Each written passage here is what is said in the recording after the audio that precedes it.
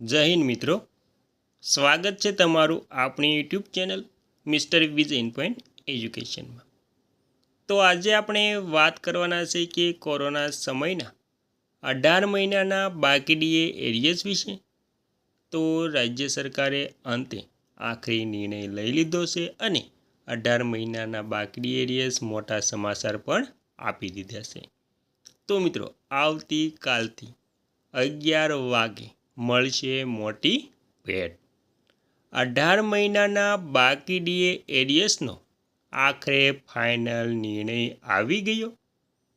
પેન્શનરો અને સરકારી કર્મચારીઓ માટે સૌથી મોટા ખુશખબર।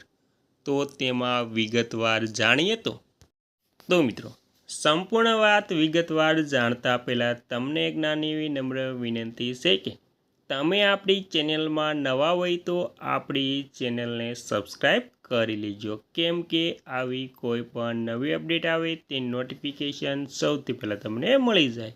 અને મિત્રો, વિડીયો ગમે તો લાઈક કરવાનું ભૂલતા નહીં। તો મિત્રો, વિગતવાર જાણીએ તો કેન્દ્રીય કર્મચારીઓ અને પેન્શનરો માટે ગુજરાત રાજ્ય સરકાર અને કેન્દ્ર સરકારે જાન્યુઆરી 2020થી જૂન 2021 સુધીના 18 મહિનાના બાકી રહેલા મોંઘવારી ભથ્થાની ચૂકવણી અંગે સરકારે સંસદમાં સ્પષ્ટતા કરી છે।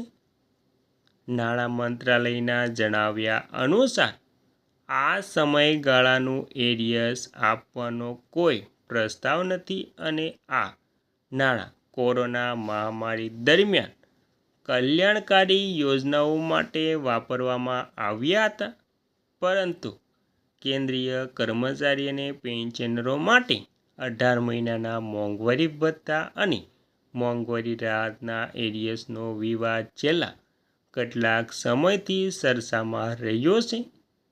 તો લાખો કર્મચારીઓની આર્થિક સ્થિતિ અને તેમના હકો સાથે જોડાયેલા છે। તો આપણે 18 મહિનાના બાકી ડી એરિયર્સની સંપૂર્ણ વિગત જાણીએ તો તેમાં કર્મચારીઓની માંગણીઓ અને સરકારનું વલણ શું છે।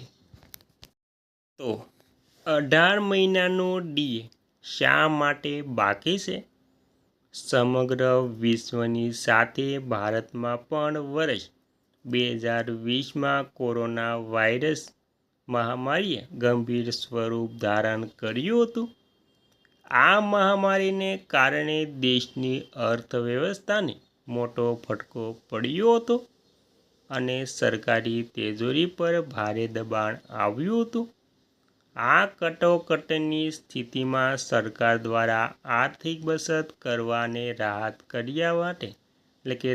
કર્યા માટે ભંડોળ એકત્રિત કરવાના હેતુથી મહત્વનો નિર્ણય લેવામાં આવ્યો હતો। નાણાં મંત્રાલય દ્વારા 1 જાન્યુઆરી 2020થી 30 જૂન 2021 સુધીનું કુલ 18 મહિના માટે કેન્દ્ર સરકારના કર્મચારીઓના મોંઘવારી અને પેન્શનરો માટે મોંઘવારી રાહતના હપ્તા સ્થગિત ફ્રીઝ કરવામાં આવ્યા હતા। આ સમયગાળા દરમિયાન મોંઘવારી ભથ્થાના દરોમાં કોઈ વધારો કરવામાં ન આવ્યો હતો અને જૂના દરે જ ચૂકવણી ચાલુ રાખવામાં આવી હતી। મિત્રો, ત્યારબાદ કર્મચારીઓની અપેક્ષાઓ અને માંગણીઓ। જ્યારે પરિસ્થિતિ સામાન્ય થવા લાગી અને સરકારે જુલાઈ 2021થી મોંઘવારી ભથ્થાની ચૂકવણી ફરીથી સામાન્ય દરો પર શરૂ કરી, ત્યારે કર્મચારીઓમાં એવી અપેક્ષા હતી કે તેમને આ 18 મહિનાના સ્થગિત કરેલ રકમ એરિયર્સની ચૂકવણી પણ હપ્તાવાર કે એકસાથે કરવામાં આવશે।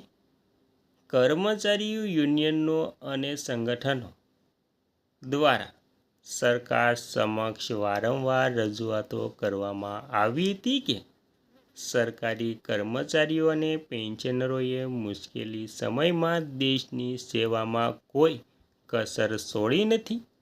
મોંઘવારી સતત વધી રહી છે અને આ સ્થગિત રકમ કર્મચારીઓનો કાયદેસરનો હક છે. કર્મચારી સંગઠનોએ સરકારને વિનંતી કરી હતી કે IRSની રકમ કર્મચારીઓને વહેલી તકે ચૂકવવામાં આવે, જેથી તેમને મોંઘવારી સામે લડવામાં આર્થિક મદદ મળી રહે.